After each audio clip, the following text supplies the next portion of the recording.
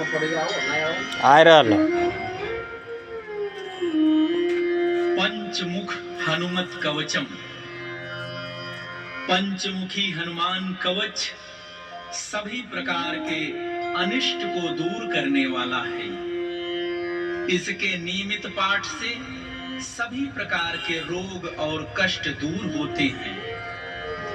पंचमुखी श्री हनुमान जी का चित्र यदि घर के प्रवेश द्वार पर लगाया जाए तो बड़ा ही मंगलकारी होता है और श्री हनुमान जी की कृपा प्राप्त होती है। भक्तजनों, आइए पंचमुखी श्री हनुमान जी के कवच का पाठ करते हैं। गरुड़ उवाच अथ ध्यानं प्रवक्ष्यामि शृणु सर्वांग सुंदरम यत्कृतं देवदेवेन ध्यानं हनुमतः प्रियं पंचवक्त्रं महाभीमं त्रिपंच नयनैर्युतं बाहुभिर्दशभिर्युक्तं सर्वकामार्थसिद्धिदं पूर्वं तु वानरं वक्त्रं कोटिसूर्यसमप्रभं दंष्ट्राकरालवदनं भ्रिकुटी कुटिलेक्षणम् अस्यैव दक्षिणं वक्त्रं नारसिंहं महाद्भुतम् अत्युग्रतेजो वपुषं भीषणं भयनाशनम् पश्चिमं गारुडं वक्त्रं वक्रतुण्डं महाबलं सर्वनागप्रशमनं विषभूतादिकृन्तनम् उत्तरं सौकरं वक्त्रं कृष्णं दीप्तं नभोपमं पातालसिंहवेताल ज्वररोगादिकृन्तनम् ऊर्ध्वं हयाननं घोरं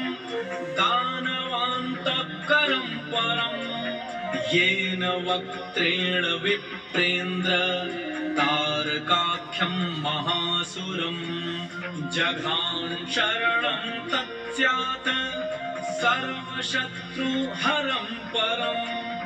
ध्यात्वा पंचमुखं रुद्रं हनुमन्तं दयानिधिम् खड्गं त्रिशूलं खट्वाङ्गं पाशं कुशपर्वतं मुष्टिं कौमोदकीं वृक्षं धारयन्तं कमण्डलुं भिन्दिपालं ज्ञानमुद्रां दशभिर्मुनि पुङ्गवम् एतान्युधजालानि धारयन्तं भजाम्यहम् प्रेतासनोपविष्टं तं सर्वाभरणभूषितं दिव्यमाल्याम्बरं धरं दिव्यगन्धानुलेपनम् सर्वाश्चर्यमयं देवं हनुमद्विश्वतोमुखम् पञ्चास्यमच्युतमनेकविचित्रवर्णम् वक्त्रं शशाङ्कशिखरं कपिराजवर्यम् पीताम्बरादिमुकुटैरूपशोभिताङ्गम् पिङ्गाक्षमाद्यमनिशं मनसा स्मरामि।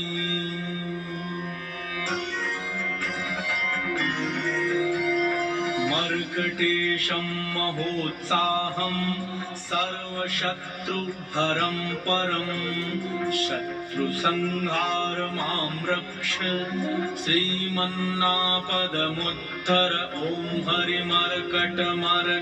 मन्त्रमिदं परिलिख्यति लिख्यति वामतले यदि नश्यति शत्रुकुलं यदि मुञ्चति वामलता इदं कवचं पठित्वा तु महाकवचं पठेन्नरः एकवारं जपे स्तोत्रं सर्वशत्रुनिवारणं द्विवारं तु पठेन्नित्यं पुत्रपौत्रप्रवर्धनम् त्रिवारं च पठेन्नित्यं सर्वसम्पत्करं शुभम्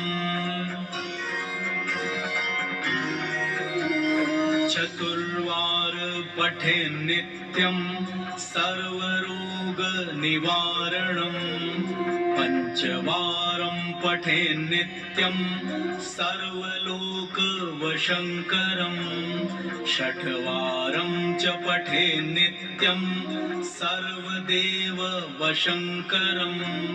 सप्तवारं पठेन्नित्यं सर्वसौभाग्यदायकम् अष्टवारं पठेन्नित्यम् अष्टकामार्थसिद्धिदम् नववारं पठेन्नित्यं राजभोगं वाप्नुयात् दशवारं पठेन्नित्यं त्रैलोक्यज्ञानदर्शनं रुद्रावृत्तिं पठेन्नित्यं सर्वसिद्धिर्भवेत् ध्रुवम् कवचस्मरणेनैव महाबलं वाप्नुयात् इति पंडित शिवदत्त मिश्र शास्त्री विरचिते हनुमद्रहस्ये सुदर्शन संहितायां श्रीरामचन्द्र